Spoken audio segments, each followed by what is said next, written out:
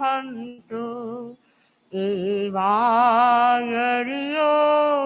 सुयशील बुद्धिये वीरायै सुरमध्ये इंदो।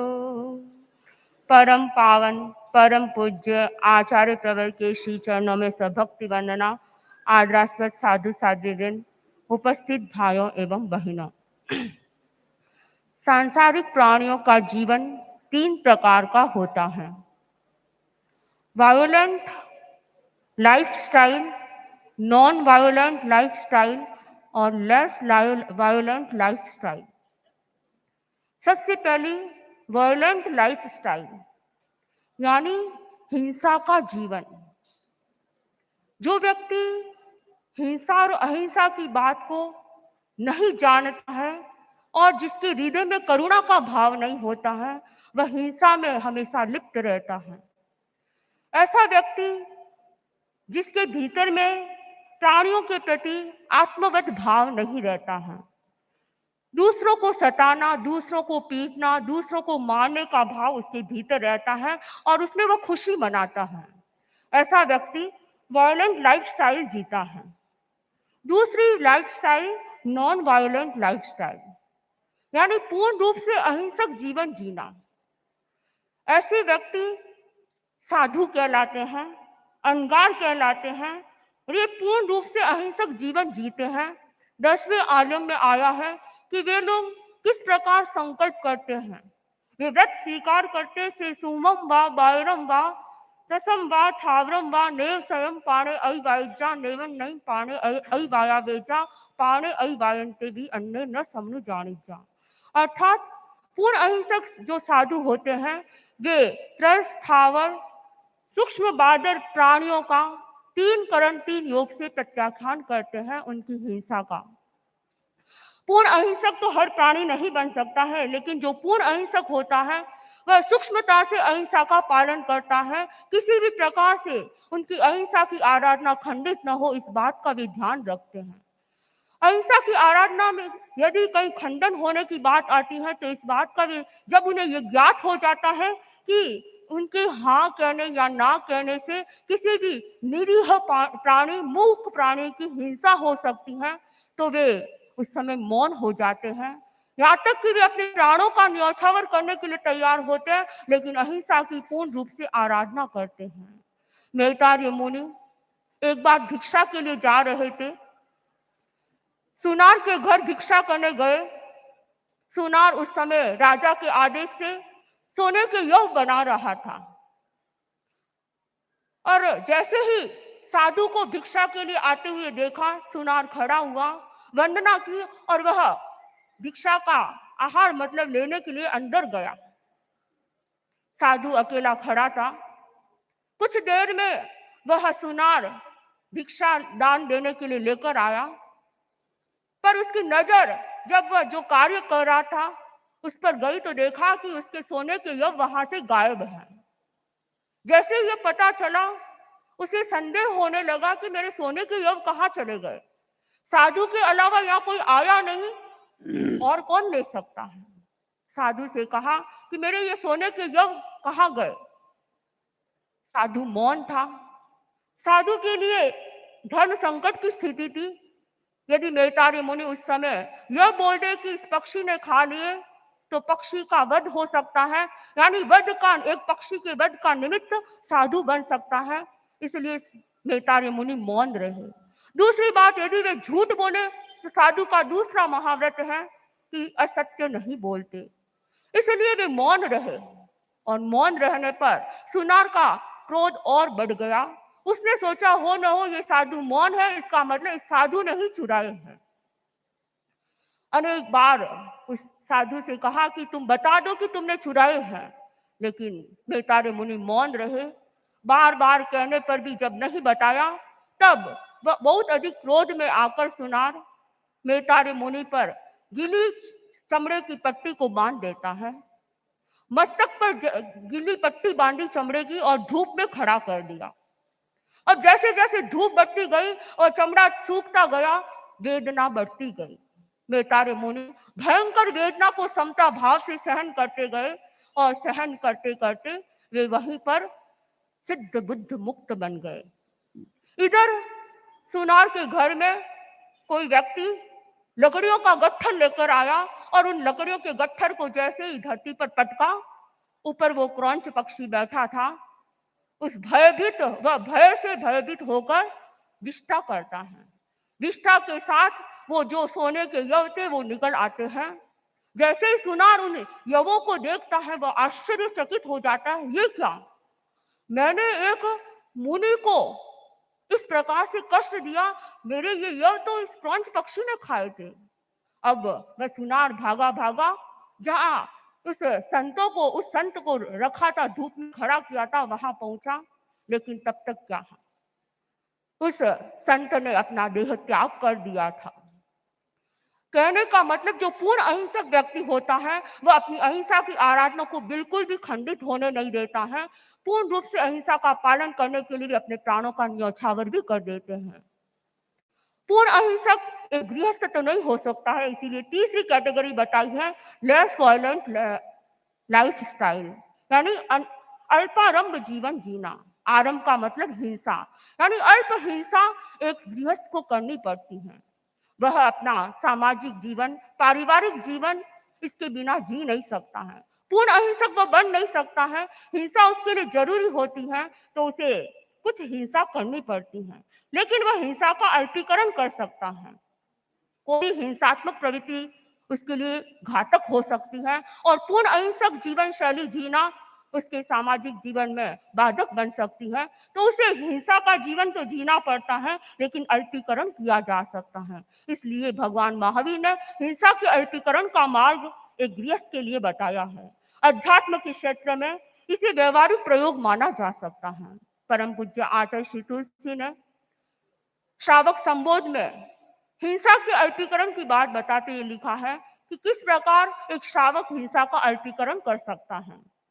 बचे अनावश्यक हिंसा से अनाक्रमण की वृत्ति, आत्महनन या भ्रूण हनन की क्यों हो क्रूर प्रवृत्ति, विकसित हो कारुण्य चेतना अपनी सजग सहेली, जैनी जीवन शैली जो भी अपना ए सुख पाए, शैली नई नवेली, जैनी जीवन शैली।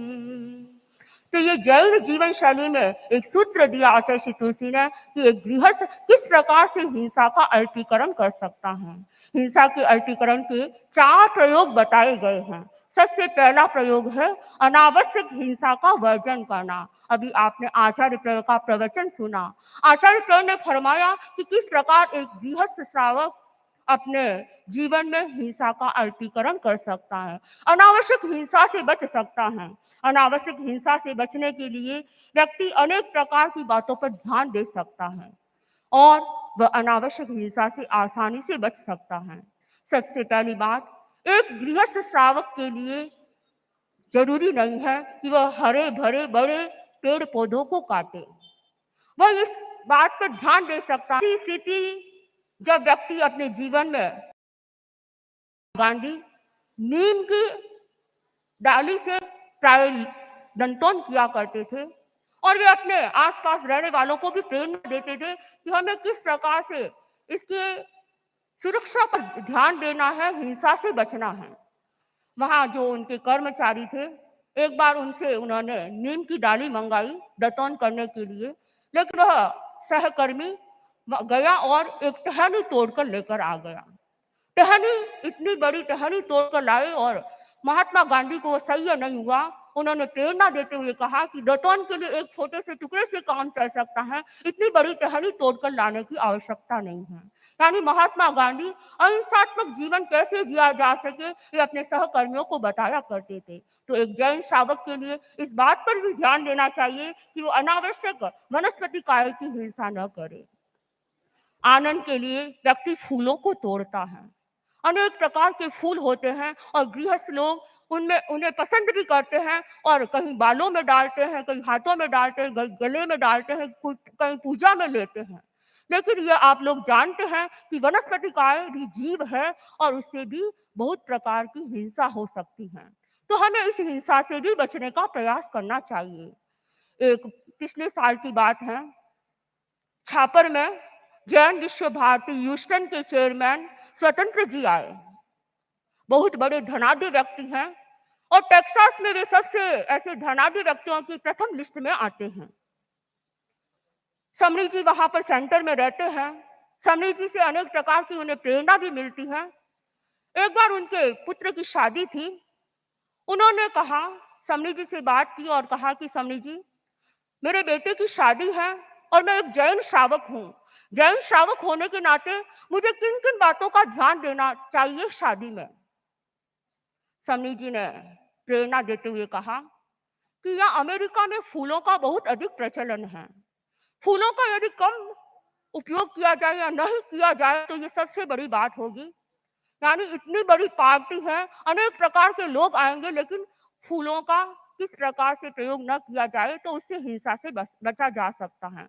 दूसरी बात, अमेरिका में कहीं पार्टी होती है तो सामान्यतया शराब रखी जाती है, वाइन रखी जाती है, तो उसका भी ध्यान दिया जा सकता है कि उसका प्रयोग न किया जाए। और आपकी शादी में अनेक प्रकार के अमेरिका के लोग भी आएंगे और भी न गणमान्य लोग आएंगे, तो नॉन वेज का प्रयोग नहीं होना चाहिए।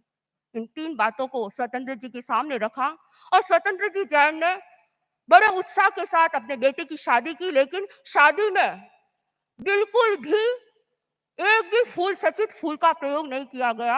आर्टिफिशियल फूल का प्रयोग किया। जितना भी डेकोरेशन किया गया सारा आर्टिफिशियल फूल का था। और शादी में जो वरमाला होती है वह वरमाला भी आर्टिफिशियल फूलों की बनाई गई। यानी इतना ध्यान रखा। और दूसरी बात, अपने उस जो भोज किया गया उस भोज में भी कोई वाइन की शॉप नहीं लगाई, वाइन नहीं रखा गया या फिर कोई नॉन वेज का कोई भी नहीं रखा गया काउंटर। तो इस प्रकार स्वतंत्र जी बड़े जागरूकता के साथ अपने बेटे की शादी की। किस प्रकार हिंसा का अल्पीकरण किया जा सके शादी में, इस बात पर ध्यान दिया। एक विदेश में बैठा व्यक्ति भी इस प्रकार छोटी छोटी बातों पर ध्यान देकर हिंसा से बच सकता है, तो क्या इंडिया में रहने वाले जिन्हें अनेक प्रकार के साधु साधुओं का योग मिलता है और वर्तमान में अभी आचार्य प्रवर मुंबई में विराजमान है, मुंबई के श्रावक भी इस बात पर ध्यान दे सकते हैं कि हम अपनी हिंसा का अल्पीकरण अपने जीवन में कैसे कर सकते हैं। हम अपने पुत्रों की शादी किस प्रकार कर सकते हैं ताकि हिंसा का अल्पीकरण किया जा सके। जैन श्रावक होने के नाते व्यक्ति ये भी ध्यान दे कि लेदर और सिल्क के कपड़ों का, पर्स का और अन्य ऐसे वस्तुओं का उपयोग न किया जाए, क्योंकि लेदर बनने में कितनी क्रूर हिंसा की जाती है और सिल्क के जीवों के द्वारा बनाई जाती है। तो इन दोनों प्रकार की वस्तुओं से भी व्यक्ति बचकर अनेक प्रकार की हिंसा से बच सकता है। तो इस बात पर भी ध्यान देना है, क्योंकि इनका प्रयोग करना क्रूरता का निदर्शन है। जो व्यक्ति जीवन में करुणा का भाव नहीं रखता है, जिसके हृदय में करुणा नहीं है, वही व्यक्ति इस लेदर का प्रयोग करता है या सिल्क का प्रयोग करता है। व्यक्ति मनोरंजन के लिए क्रूज में यात्रा करता है, तो क्रूज की यात्रा भी नहीं करनी चाहिए, क्योंकि क्रूज में यात्रा करने से पानी के जीवों, जो बड़े बड़े जीव, छोटे जीव रहते हैं, उनकी भी हिंसा की संभावना होती है। कुछ ऐसे व्यक्ति भी प्राचीन काल में हुए हैं जो इस बात पर ध्यान देते थे कि उनका व्यापार यदि समुद्र जहाज में आयात निर्यात किया जाता माल, तो उस बात पर भी ध्यान देते कि कहीं हिंसा हो रही है। तो सरदार शहर के श्रावक चैन रूप संपत राम दुगड़ का परिवार और उनके पुत्र थे सुमेरमल जी दुगड़। उन्होंने, उनके ये व्यापार था कि आयात निर्यात जहाज के द्वारा होता था माल का। जब उन्हें ये ज्ञात जीवों की हिंसा होती है तो इतना बहुत बड़ा व्यापार था, उस व्यापार को उसके प्रति लालच नहीं किया, लोभ नहीं किया और इस बात पर ध्यान दिया कि मैं तो जो व्यक्ति अहिंसा को जानता है, हिंसा से विरत होना जानता है, वही व्यक्ति अनावश्यक हिंसा से बच सकता है। श अनेक व्यक्ति स्नान करते हैं, परम पूज्य आचार्य पर ने फरमाया कि थोड़े पानी से भी स्नान किया जा सकता है। आजकल हम देखते हैं घरों में, बाथरूम में शावर लगाया जाता है और बच्चे बड़े शावर के नीचे बैठकर स्नान करते हैं। हमें स्नान करनी है, शरीर की सफाई करनी है, लेकिन इसके लिए ये ज़रूरी नहीं कि हम शावर के नीचे बैठकर स्नान करें। शावर के नीचे बैठने से बहुत ज़्यादा अब काय की हिंसा होने की संभावना है, क्योंकि एक बूंद में असंख्य जीव होते हैं, पानी की एक बूंद में। तो आप यदि शावर के नीचे बैठते हैं तो बहुत ज्यादा पानी के जीवों की हिंसा हो सकती है। कभी आते हैं और बताते हैं कि महाराज हम अपने महीने में एक बार स्नान करते हैं और बाकी स्नान हम बहुत कम पानी से करते हैं।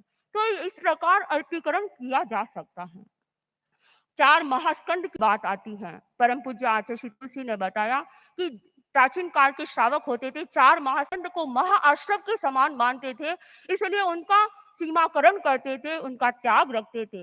ब्रह्मचर्य का त्याग, रात्रि भोजन का त्याग, सचित का त्याग और कंद मूल का त्याग। तो जो व्यक्ति अपने हिंसा का अल्पीकरण करना चाहता है अपने जीवन में, तो इन चार मासखंडों का भी त्याग कर सकता है। इस प्रकार अनावश्यक हिंसा से बचने के लिए 12 व्रत, 11 प्रतिमाओं को धारण कर और सुमंगल साधना, परम पूज्य आचार्य पर ने सुमंगल साधना बताई है। इन तीनों के उपक्रम के माध्यम से एक जैन श्रावक बहुत सारी हिंसा से बच सकता है और अपने जीवन में हिंसा का अल्पीकरण कर सकता है। दूसरी बात आचार्य श्री तुलसी ने बताई हिंसा के अल्पीकरण की, आक्रामक वृत्ति का त्याग करना। किसी भी प्रकार की आक्रामक वृत्ति में भाग नहीं लेना। हिंसा की उत्तेजना जहां बढ़ती हो, वहां पर कायिक, वाचिक, मानसिक प्रवृत्ति ऐसी होती है जिससे हिंसा हो सकती है। तो इस बात पर ध्यान देता है एक श्रावक कि कायिक, वाचिक, मानसिक आक्रामक प्रवृत्ति में भाग नहीं लूंगा। आप देखिए कायिक हिंसा कैसे, आग लगाना, तोड़-फोड़ मूलक प्रवृत्ति में भाग लेना, पशुओं को आपस में लड़ाना, किसी को अपने अधीन कर देना, इस प्रकार से अनेक प्रकार की हिंसा से एक जैन श्रावक बच सकता है।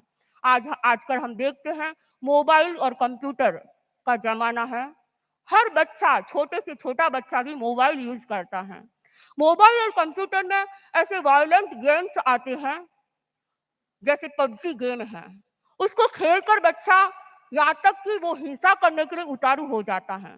छोटे-छोटे बच्चे हिंसा के लिए तैयार हो जाते हैं और अपने पूरे परिवार को मार देते हैं। ऐसा क्यों होता है? क्योंकि वो गेम से उसके भीतर उत्तेजना पैदा करते हैं, हिंसा के प्रति उसको जागरूक प्रवृत्त करते हैं और जैसे ही वह हिंसा के लिए प्रवृत्त होता है, तो वो कायिक हिंसा कर देता है। कुछ व्यक्ति ऐसे भी हैं जो वाचिक हिंसा कर देते हैं, यानी बोलकर भी हिंसा कर सकते हैं। जाति, धर्म, संप्रदाय और आदि को लेकर के आक्षेप प्रक्षेप करता है तो वह वाचिक हिंसा करता है। कुछ व्यक्ति एक दूसरे को विरुद्ध भड़काने का प्रयास करते हैं, वे भी वाचिक और मानसिक हिंसा कर सकते हैं। और कुछ व्यक्ति किसी की छोटी सी भूल हो जाए, उसे मीडिया में बड़े रूप में प्रसारित करते हैं, तो इससे भी वाचिक और मानसिक हिंसा हो सकती है और इस प्रकार की हिंसा से भी एक श्रावक बचने का प्रयास कर सकता है। तीसरी बात हिंसा के अल्पीकरण की आचार्य श्री तुलसी ने बताई, आत्महत्या का परित्याग करना। आज हम देखते हैं दुनिया में ये एक ज्वलंत समस्या बन गई है। हर व्यक्ति आजकल समस्या से ग्रस्त होता है, अपने इमोशंस पर कंट्रोल नहीं रख पाता है। जैसे ही प्रतिकूल परिस्थितियां आती हैं, वह अपनी सुसाइड करने के लिए तैयार हो जाता है। तो व्यक्ति आत्महत्या से बचकर भी हिंसा से बच सकता है, क्योंकि आत्महत्या भी सामाजिक बहुत बड़ा अपराध माना जाता है, निंदनीय अपराध माना जाता है। ऐसे अनेक व्यक्ति जिन्होंने अपने जीवन को इस प्रकार अपने आप को कंट्रोल नहीं रख पाए, अपने इमोशंस पर कंट्रोल नहीं रख पाए और अपने जीवन को गंवा दिया। अभी कुछ वर्षों पूर्व अभिनेता सुशांत सिंह राजपूत जिसने अपनी सुसाइड कर ली, क्योंकि अपने आप पर कंट्रोल नहीं रख पाया। परिस्थितियां किसी के जीवन में आ सकती हैं, लेकिन जो व्यक्ति धर्म करता है उसका मनोबल भी बना रहता है और वह इस प्रकार की परिस्थितियों में घबराता नहीं है, गलत कदम नहीं उठाता है। तो एक जैन श्रावक को आत्महत्या का परित्याग करना चाहिए और परम पूज्य आचार्य प्रवर जब सम्यक दीक्षा ग्रहण करवाते हैं तो इसका त्याग भी करवाते हैं। और चौथी बात हिंसा के अल्पीकरण के लिए भ्रूण हत्या का त्याग करना। बहनें इस बात पर ध्यान देगी कि भ्रूण हत्या बहुत बड़ा अपराध है। आजकल महिला मंडल की बहनें अनेक जगह पर वो कन्या सुरक्षा सर्कल लगाते हैं। केवल ये सर्कल लगाने से कुछ नहीं होगा, जब तक भीतर की भावना नहीं बदलेगी कि मुझे भ्रूण हत्या नहीं करनी है, एक निरपराध प्राणी को नहीं मारना है। यदि आप संयम रखें और भ्रूण हत्या से बचने का प्रयास करें तो बचा जा सकता है। इस हत्या को करना कोई आवश्यक नहीं होता है और इस बात पर ध्यान दें कि इससे बहुत भारी कर्मों का बंधन होता है। हमें इस हिंसा से बचने का प्रयास करना चाहिए। तो आप यदि अपने जीवन में कौन सा पथ अपनाना चाहते हैं, इस बात पर चिंतन करें कि मुझे हिंसा का पथ अपनाना है या अहिंसा का पथ अपनाना है। जो आचार्य श्री महाश्रमण जी के श्रावक श्राविकाएं हैं, वे कौन सा पथ अपनाना चाहते हैं? प्राणातिपात का पाप का पथ अपनाना चाहते हैं या प्राणातिपात वीरमन का पथ अपनाना चाहते हैं? यदि हम प्राणातिपात वीरमन का पथ अपनाना चाहते हैं तो इन 4 बातों पर ध्यान दें और अपने जीवन को और अधिक मनुष्य जीवन को सार्थक और सफल बना सकते हैं, सुंदर बना सकते हैं। इन्हीं भावों के साथ ओम अरहंत।